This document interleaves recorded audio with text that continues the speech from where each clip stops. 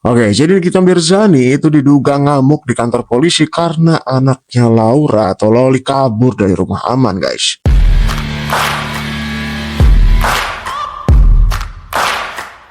Oke, untuk kronologi sementara mari kita dengarkan penjelasan dari salah satu kreator ini ya. Dia menjelaskan bahwa ada beberapa kejadian yang sempat terjadi di mana kaburnya Loli yang akhirnya ketemu Bang Rasmus segala macam ya. Berikut videonya. Kaburnya Loli dari rumah aman, terus dikawal oleh Bang Rasman ke kantor polisi gitu guys. Katanya Nikita Mirzani ini tuh ternyata sudah sempat menemui gitu loh, atau kayak mengunjungi si Loli ini ke kantor polisi gitu guys. Dan ini menurut dari Bang Rasman dan anak-anak wartawan gitu ya guys. Kalau si Nikita Mirzani ini tuh ternyata ngamuk-ngamuk di kantor polisi gitu loh. Nah pertanyaannya, kenapa ini nggak ada video satupun yang menayangkan kalau Nikita Mirzani ini ngamuk-ngamuk gitu guys. Nah, ada kabar nih kalau ternyata para wartawan semuanya ini diancam sama Nikita Mirzani.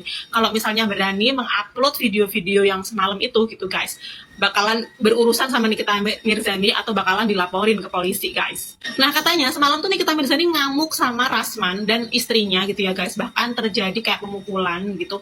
Nggak tahu, tapi ini kok yang ngelapor tuh malah Nikita Mirzani gitu loh, yang lapor penganiayaan dan segala macam itu Nikita Mirzani, walaupun Bang Rasman dan istrinya pun ikut juga melapor gitu loh guys. Tapi di sini di mana Bang Rasman sama istrinya ini menganiaya gitu loh, padahal di situasi itu katanya si Nikita Mirzani yang memukul istri Bang Rasman dan juga Bang Rasmannya. Oke, itu kronologi sementara ya, karena belum ada kronologi secara kejadiannya sebenarnya terjadi itu seperti apa gitu ya, karena masih simpang siur karena ya keduanya ya, karena ada tuduhan pelaporan dari keduanya ya. Jadi ini kita ngelaporin Bang Rasman, kemudian Bang Rasman juga melaporkan Nikita atas penganiayaan gitu. Itu juga yang dilaporkan oleh Nikita. Nikita ada beberapa pasal yang dilaporkan oleh Nikita ya, diantaranya seperti berikut ini. Rekan-rekan semua, mohon izin. Ya, dari semalam juga kita sudah menerima empat laporan polisi yang jelas ya. Satu, ya kita jelaskan dari pelaporan dari saudara NM.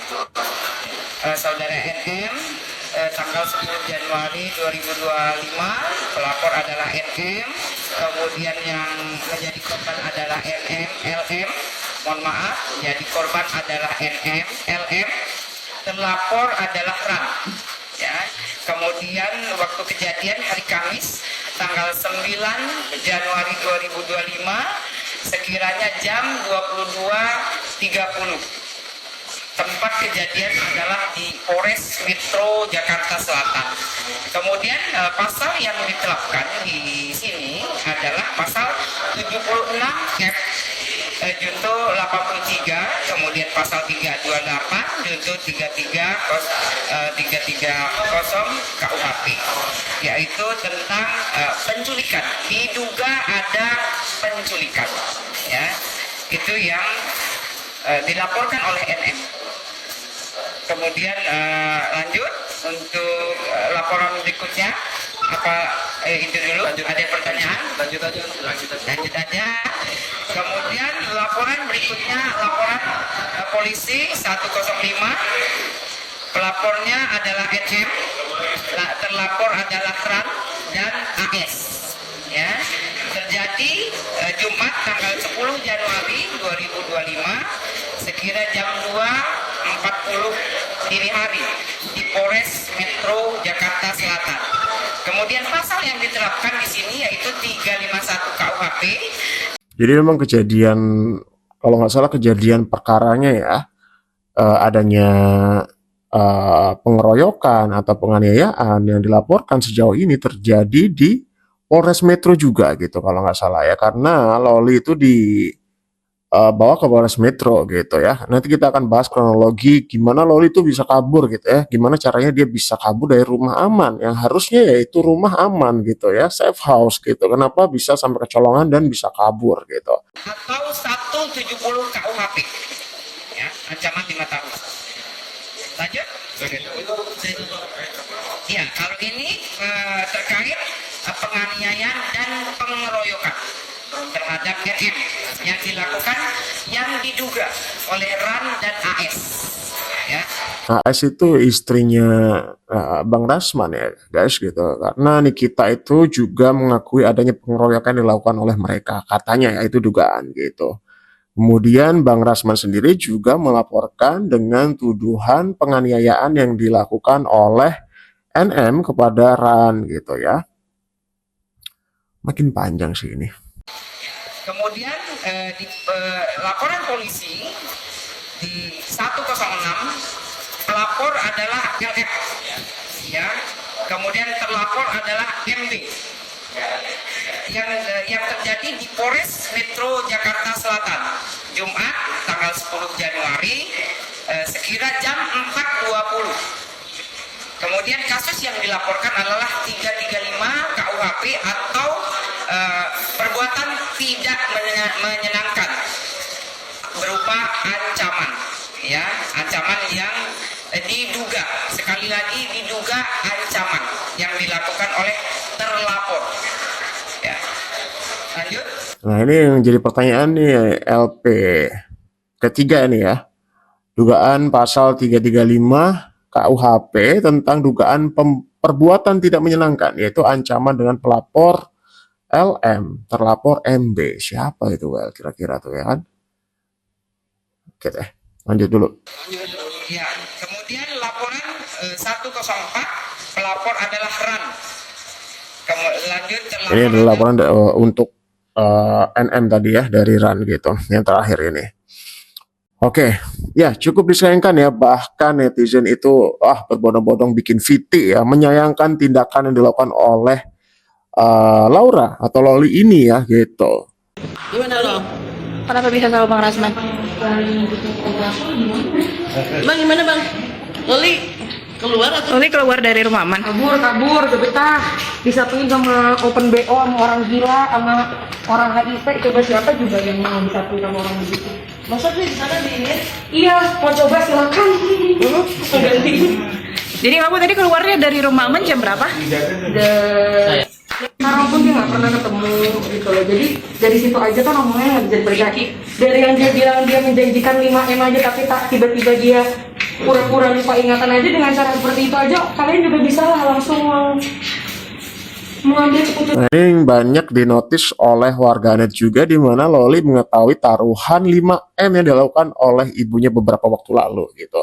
Sedangkan pada kenyataannya harusnya ketika seseorang ada di rumah aman itu tidak boleh megang gadget, nggak boleh nonton TV ya, nggak boleh main media sosial media gitu loh. Itu yang jadi pertanyaan banyak orang juga. Kemudian kaburnya Loli juga, katanya kaburnya naik ojek online gitu. Handphonenya dari mana ya? Sempat ngabarin Bang Rasman juga katanya via telepon, video call, voice note segala macam. Nah itu fasilitasnya dari mana? Siapa yang menyediakan ya? Sedangkan Loli tidak pegang gadget.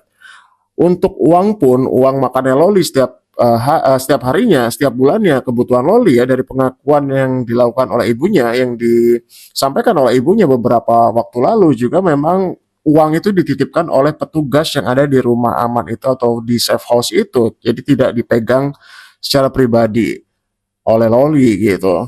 Jadi itu yang banyak jadi pertanyaan gitu ya. Gimana Loli bisa sampai ke kantornya Bang Rasman ya? Keputusan bahwa ya emang dia ini tukang bohong, ya mau gimana lagi? Jadi mama kamu memang sama sekali nggak ada ngubungin selama kamu di rumah aman? Gak ada sama sekali. Dari awal pun, dari dia nganterin saya ke Polres pun, itu aja dia kabur. Itu aja ngebawa HP saya, apapun itu. Padahal kan itu hak saya ya, itu kan HP saya gitu loh. Kenapa kok dibawa kabur gitu? Ya mungkin dia pengen menghilangkan bukti atau apapun itu, ya saya tidak tahu ya, untuk menguntungkan saya, bukan dia maksudnya. Tapi kejadian seperti ini, anak yang ada di dalam rumah aman itu dia sampai keluar itu baru sekali ini terjadi atau sebelumnya Mas? Ya kalau Jakarta Selatan baru ini terjadi. Kalau Jakarta Selatan. Artinya ini sudah terjadi keteledoran atau gimana itu? Ini sudah kan dari rumah aman. Ya, di rumah aman. Kemudian ini oleh karena itu ya semuanya sudah kita serahkan di rumah aman. Nah setelah itu kejadian semalam, maka oleh karena itu kita pasti memeriksa atau mencari.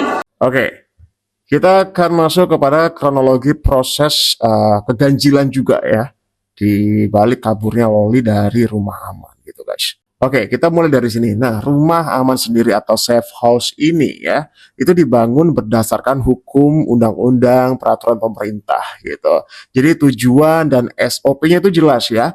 Tujuan dan SOP-nya itu jelas dan dijamin kerahasiaannya. Kok bisa anak di bawah umur yang sedang bermasalah gitu ya dengan hukum bisa keluar dan kabur gitu dari rumah aman ini gitu ya, atau safe house ini gitu.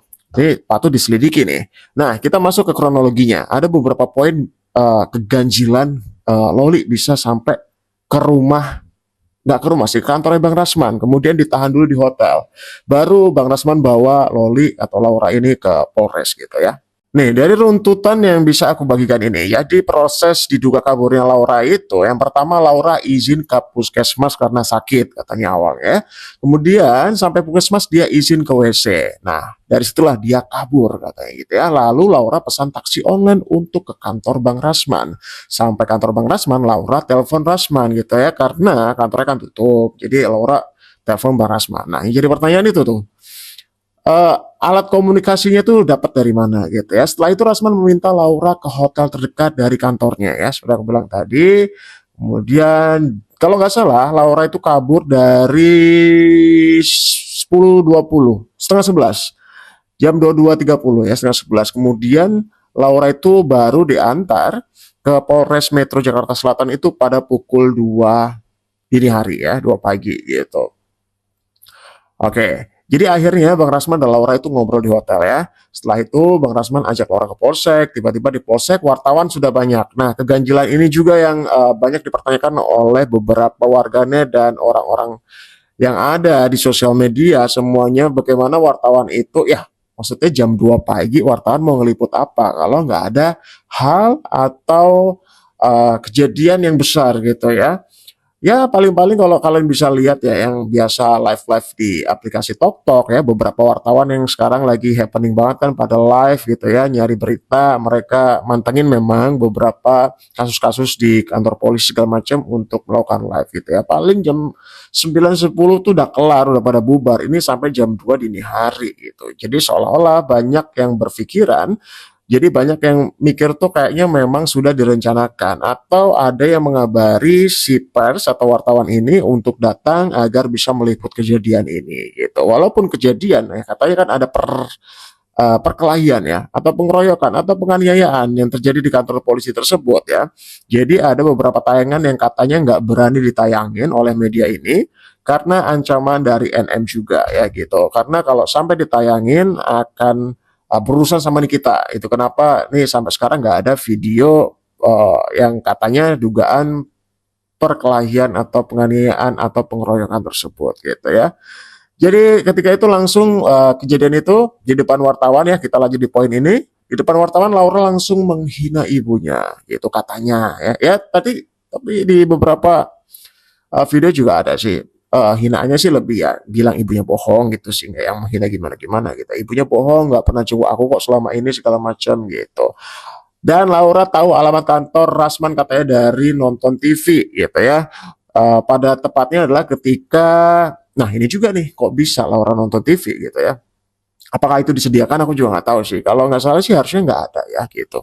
Tapi we never know lah ya, siapa tahu ada ya buat hiburan buat para orang-orang yang ada di sana gitu. Karena background dari, nah jadi beberapa orang yang ada di rumah aman itu guys itu dari berbagai background ya, nggak cuma anak kecil atau remaja. Anak kecil sih nggak kayaknya ya, mungkin remaja ya gitu, di bawah umur gitulah bilangnya, atau orang penyandang ini penyandang itu jadi memang jadi satu gitu. Jadi itu disiapkan, rumah aman ini disiapkan oleh pemerintah, oleh negara untuk melindungi beberapa orang yang memerlukan perlindungan, khususnya yang berhubungan dengan hukum gitu.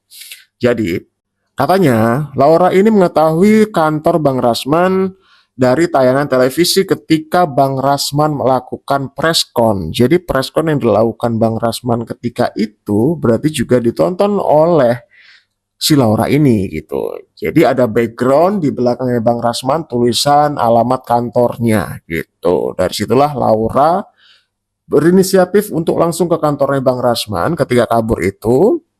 kemudian nggak tahu gimana caranya bisa dapat nomornya Bang Rasman, apakah dari televisi yang background di belakangnya preskon itu atau gimana nggak tahu. Teleponlah Bang Rasman, bilang katanya aku ada di kantornya Om, aku minta pertolongan segala macam lah gitu ya. Jadi disamperlah oleh Bang Rasman. Kemudian arahan Bang Rasman selanjutnya, sebelum Bang Rasman ketemu dengan Loli adalah agar Loli itu mencari hotel terdekat yang ada di kantornya Bang Rasman tersebut. Kemudian Bang Rasman menemui Laura di situ. Ngobrol lah mereka di situ, entah apa yang diobrolin ya gitu. Belum ada klarifikasi ya, belum ada penjelasan apapun sampai saat ini detailnya seperti apa, atau mungkin itu menjadi BAP ya yang mungkin belum bisa di-share gitu ke publik ya, detailnya seperti apa gitu. Jadi Laura diantar ke Polres, ke kantor polisi itu jam 2 pagi dan di situ posisinya sudah banyak wartawan gitu ya. Kemudian sini kita ini malamnya kan habis merayakan ulang tahun Ismail. Kemudian pulang ke rumah, mandi, kemudian dia buka TikTok, dia tahu tayangan dari TikTok tersebut bahwa kalau Laura ini kabur. Otomatis seorang ibu dia langsung bergegas ke kantor polisi dan menemui anaknya tersebut dan benar adanya Laura di sana dengan Bang Rasman. Disitulah terjadi percecokan, katanya, dugaannya ya. Berlanjut sampai terjadi pemukulan, penganiayaan, pengeroyokan, entah siapa yang menjadi korbannya ya, gitu. Untuk lebih jelasnya mari kita nonton video berikut ini, penjelasan dari NM berikut ini. Dia kabur dari jam 22.30 malam. Baru diantar ke Polres Jaksel jam setengah 2 pagi. Berarti ada spare waktu untuk Rasman Kodok Buduk bersama istrinya dan The Gang untuk menyusun rencana. Kenapa baru diantar setengah 2 pagi? Padahal itu anak kabur dari jam 22.30 malam. Ayo, kenapa? Kenapa nggak langsung 22.30 itu anak datang ke tempatnya Rasman, kenapa nggak langsung diantar? Kenapa diantar setengah 2 pagi? Kalian pikirlah, kalian kan otaknya juga nggak mungkin nggak bener semua kan? Kalau orang bener, ada anak kabur sedang berurusan hukum, ya, apalagi Laura ini tidak pernah tahu jalan. Karena selama dia hidup dengan saya, Laura itu saya kasih supir. Jadi dia tidak tahu jalan, tidak tahu tempat. Kecuali dia pegang handphone, diarahin bisa jadi. Dan di rumah aman dia nggak dipegangin uang. Uang itu saya titipkan ke petugas. Logika aja guys, dari jam setengah 11 kabur.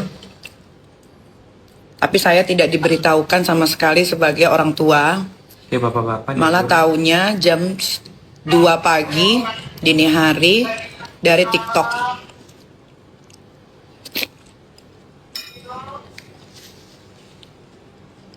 Aku bisa makan itu. Wartawan itu tidak akan datang pagi-pagi buta kalau tidak ada yang menghubungi. Oke, jadi itu penjelasan dari Nikita ya, penjelasan singkatnya. Kemudian kita akan lihat juga penjelasan dari Bang Rasman yang saat itu dicari ya. Orang pertama yang dicari oleh Laura ini gitu. Nikita, kau pilih anakmu akan jadi bom waktu buat kau, atau kau berbaik-baikan dengan dia, datang kau ke saya bantu memperbaiki kau dengan dia. Kurang tulus apa saya? Sesampainya di sini, wartawan mewawancara, saya nggak ngomong, hanya diam, saya kasih sedikit pengertian aja, saya sampai ke belakang, saya duduk ngobrol, wartawan datang, tiba-tiba dia nongol, dia marah-marah di luar, kita lagi konseling, wartawan dimaki-maki, kita dimaki-maki, saya tanya ada apa loh, saya didorong, istri saya dipukul, kok dia bilang pula kami menganiaya dia, kalau saya mengeroyok dia, selesai dia. Saya menunggu laki-laki, bukan perempuan, makanya saya diam. Ada videonya, ada semua CCTV kok. Dan saya tidak melakukan perlawanan karena saya merasa tidak mungkin saya dipukuli dia. Saya melerai dia karena menghina istri saya. Dan kami udah capek dihina, dia pukullah saya, maka berdarah. Dan itu di depan Ibu Kanit. Dan itu di depan penyidik. Dan itu di depan wartawan. Dan ada rekaman yang lengkap. Saya buat LP, buat visum. Selesai. Nggak ada pilihan. Pak Kapolres, Pak Ade Rahmat, dan Pak Kasareskrim. Tadi malam beliau juga datang dan tidak tidur bersama saya. Ibu Kanit Kasareskrim yang baru, lihat bang, udah bang.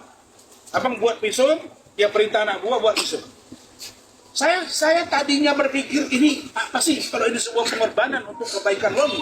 Tidak masalah. Tapi begitu saya lihat dia punya postingan masih membangun narasi, saya duga ini kemunafikan. Oke, jadi itulah penjelasan dari Bang Rasman ya, gitu. Kronologi sementara yang bisa dijelaskan gitu. Karena Bang Rasman langsung bikin LP gitu guys. Melakukan visum dan langsung bikin LP karena ada dugaan pemukulan tadi gitu ya. Oke, untuk lebih jelasnya dan detailnya ya. Dan katanya ada dalang segala macam, nanti aku akan bahas di next konten lebih detail, lebih lengkapnya karena kan ini masih dalam proses penyelidikan semuanya ya, belum ada kepastian yang pasti katanya dan katanya. Tapi kita akan lihat beberapa tayangan dari warganet atau netizen yang menyayangkan nih sikap yang diambil oleh Loli ini gitu ya. Walaupun ada beberapa orang yang juga berstatement gitu ya, bahwa di posisi Loli itu memang gak gampang juga gitu, susah gitu ya, harus menerima keadaan yang tiba-tiba harus ada di rumah aman gitu, yang semua kebebasannya tentunya dibatasi gitu ya. Ya gitulah pokoknya ya gitu, emang ya ribet ya. Ibunya berusaha mempertahankan, tapi anaknya juga emang ya perlu bimbingan lebih lah ya, lebih. Ya perlu bimbingan lebih lah gitu ya, lebih sopannya sih itu ya. Ya gitulah. Coba kita dengerin beberapa tanggapan dari warganet netizen guys. Kalian tolong bersuara gitu loh. Jangan mau takut sama orang tua. Ya Allah. Anak-anak di sana yang diperlakukan seperti itu sama orang tua kalian, tolong bersuara gitu loh. Jangan mau takut sama orang tua hanya karena mereka melahirkan kalian di dunia ini. Tapi kan kalian Hanya karena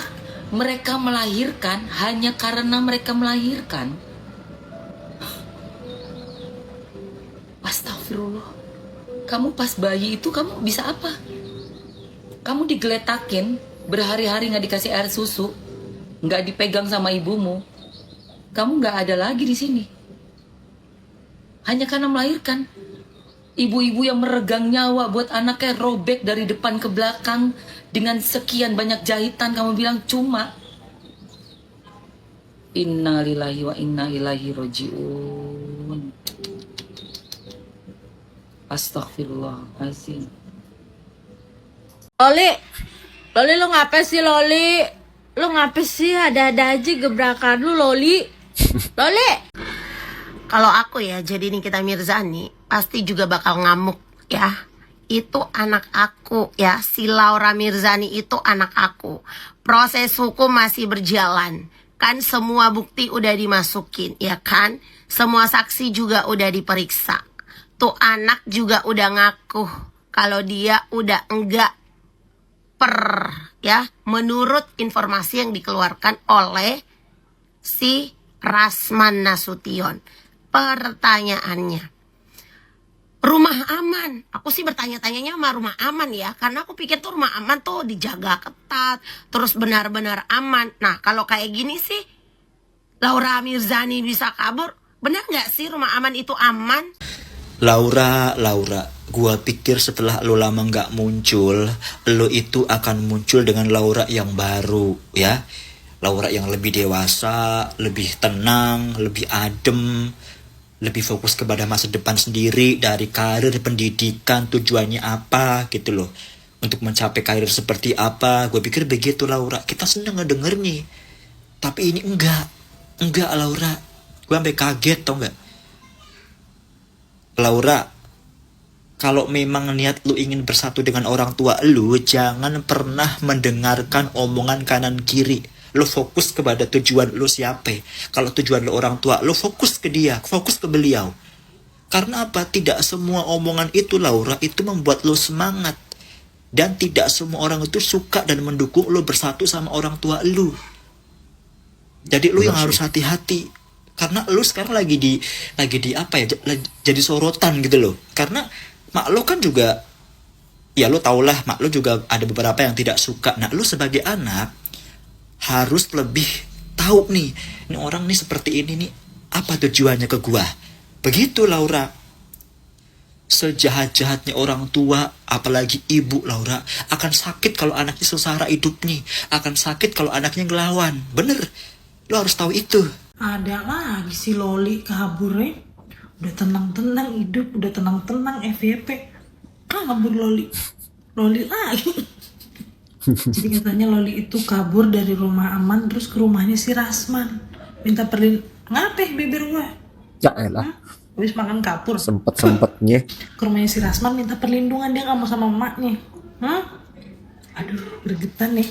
Yang emaknya gak mau ngerangkul anaknya kebangetan bandel, mau hidup bebas, liar. Itu jadi emaknya. Anak gue banyak, bilang atuh mah gak apa-apa. Biarin, lu mau kayak gimana kek, lu mau di hutan, lu mau jadi Tarzan kek. Biarin gue, pusing, Bandung, diurus gak mau gitu ya kan. Katanya dia gak betah di rumah aman karena digabungin sama orang-orang yang dulunya open BO. Nah, kalau lu digabungin sama orang open BO, urusannya di mana? Kan lu kagak diajar-ajarin jadi open BO juga, Neng. Kalau lu nggak mau ya udah. Sehina itu apa? Dan kayak begitu. Udah bilang aja kalau lu nggak betah. Nggak usah alasan di situ banyak orang open BO, banyak bilang aja lu kangen sama jogetannya padel. Open BO lu bawa keluarga bukan Jogetannya padel gak tuh? Oke, next. Ini rumah aman loh, bisa kabur loh. Wow, the best banget ya. Udah kabur terus tiba-tiba ada wartawan. Udah kumpul di depan. Bentar, bisa kasih bocoran nggak wartawan ke aku ini? Kalian suruhan siapa? Sangat gak logis banget di otakku. Yang namanya orang kabur itu sembunyi-sembunyi. Kabur, ya kabur. Tiba-tiba wartawan udah berkumpul. Nah, masuk nggak di otak kalian? Ya sih benar. Kabur. Ya dong. Ada wartawan rame. Disuruh siapa tuh? Hai Re, beneran itu Loli kabur dari rumah aman. Aku itu mau komentar, aku nggak ngerti ya. Ceritanya bagaimana sampai segitu, apa ya, ibu sama anak ini kok sampai sebegitunya gitu loh. Si Lolinya juga jengkel banget sama ibunya, marah banget sama ibunya. Nicknya juga aku nggak tahu gitu ya. Cuman ini aku sebagai seorang ibu gitu ya. Kalau aku loh ya, aku nggak tahu Nikita Mirzani sama anaknya itu bagaimana, aku nggak tahu gitu. Pasti sedih banget lah.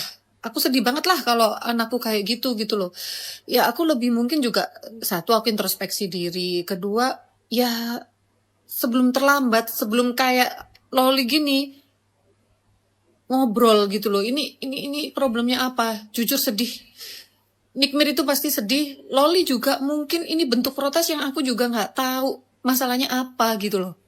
Ini problemnya apa? Memang benar-benar nggak bisa diselesaikan gitu loh. Atau mungkin ini juga ada faktor-faktor lain yang bikin jadi tambah panas hubungan anak sama ibu ini gitu loh. Jadi harusnya memang ya udah tutup telinga, tutup mata untuk orang-orang yang di luar, fokus harusnya dengan fokus dengan masalah yang terjadi antara ibu dan anak ini. Jangan didengerin orang ngomong begini, jangan juga didengerin mungkin orang ngomong begitu. Lebih baik fokus diselesaikan sendiri. Karena semakin banyak orang yang ikut campur, terus komentar sebaiknya begini, sebaiknya begitu, itu akan justru bukan menyelesaikan kalau menurut aku. Justru itu akan semakin memperparah, memperburuk hubungan ibu sama anak. Ya betul. Oke, itu sedikit updatean dari kasus kaburnya Loli ya. Dari rumah aman nih, waduh, katanya rumah aman tapi nggak aman-aman juga ya, gitu, bisa kabur katanya.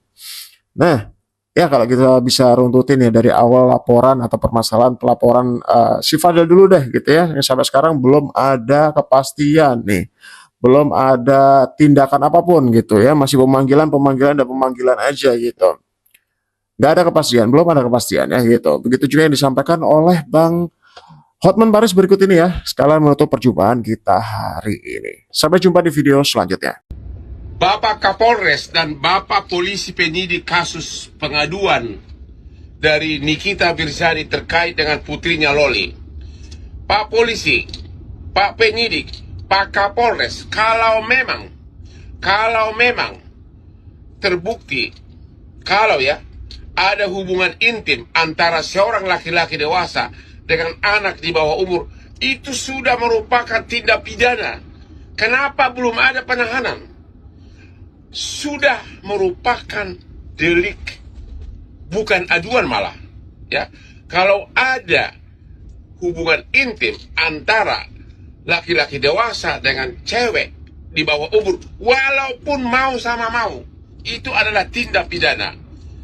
Bapak polisi, apakah memang ada hubungan intim? Kalau ada, kalau terbukti ada, atau kalau diakui oleh para pihak, sekalipun mau sama mau, itu adalah tindak pidana dan bisa dilakukan segera penahanan. Bapak polisi, Bapak Kapolres, kenapa belum? Halo Bapak Kabar Eskrim, Bapak Propam, Bapak Kapolri, tolong diperhatikan kasus ini karena sangat mendapat perhatian masyarakat. Terapkan hukum, ya, lagi-lagi terapkan hukum. Jelas-jelas undang-undangnya jelas. Salam Hotman Paris.